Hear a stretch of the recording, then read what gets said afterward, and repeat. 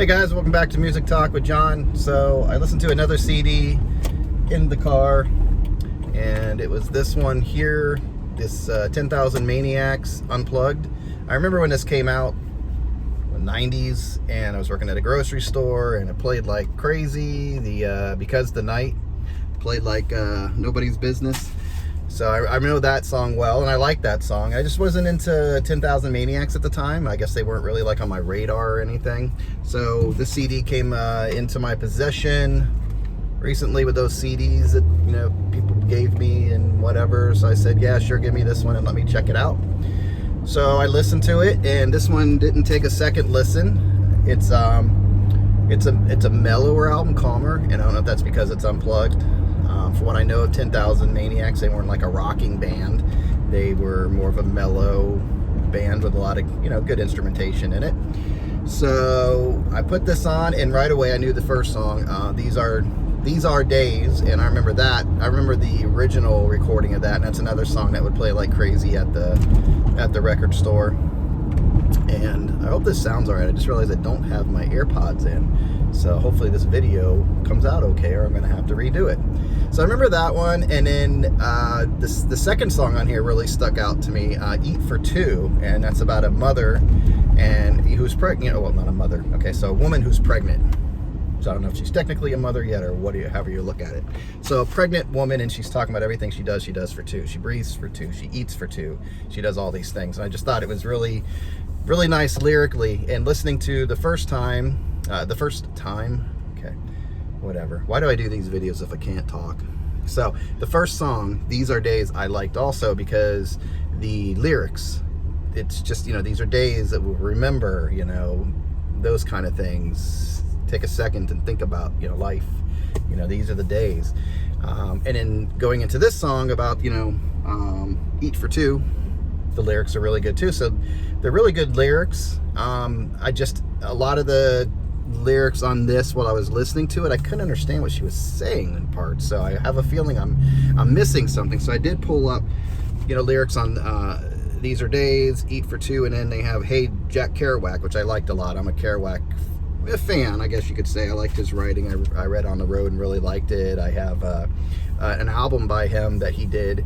It's like a jazz album. I forgot who played on it, but he's basically reciting his poetry, and then you have jazz playing behind him. And it's not stuff that he did with, I think, Steve Allen, which I didn't realize. Steve Allen, and I don't know if it was the Tonight Show, if it was like a Steve Allen show. Steve Allen would have Kerouac on, or had him on a couple times, and I've seen videos on YouTube where Kerouac's talking to Steve Allen, and Kerouac's just sitting, puts a little book on the piano, and he's reciting his poetry. Steve Allen's sitting there playing the piano, and they're kind of feeling it off of each other. And I want to say they put an album out together. I'd be interested in getting that.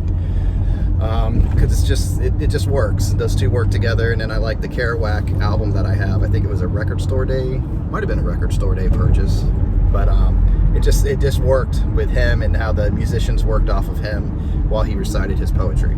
So anyway, I read the lyrics to Hey Jack Kerouac, and I liked what they were saying in there. It was like that. I think Kerouac had a very not rough relationship with his mother, but he was very, I don't know if he was mean to her. I don't want to say that. He was just very rough around the edges, or would just be very blunt with her. But he still had a strong bond with her. So it was a very interesting relationship. And then they mentioned Ginsberg in there, Allen Ginsberg, and, you know, who wrote Howl. So I don't know if there's something about jealousy there. I didn't know they ever had a jealous thing going on or whatever, but the song kind of mentions it. So it's kind of cool. Those are lyrics that make you think, you know, based off of life and reality, and somebody like Kerouac, who was a good writer. So I like lyrics like that. So that really drew me in. And then the rest of the album, it worked for me. There are only two songs I would say they'd be like, eh. And it was like, I think the third and the fourth song, Candy Everybody Wants and I'm Not the Man. But maybe on a second listen, those will grow on me. But the rest of the album really worked. It was a good album. So I would suggest this album to anybody that's interested in 10,000 Maniacs. This is cool because it's obviously, here we go in Florida, people just cutting you off. cut me off. So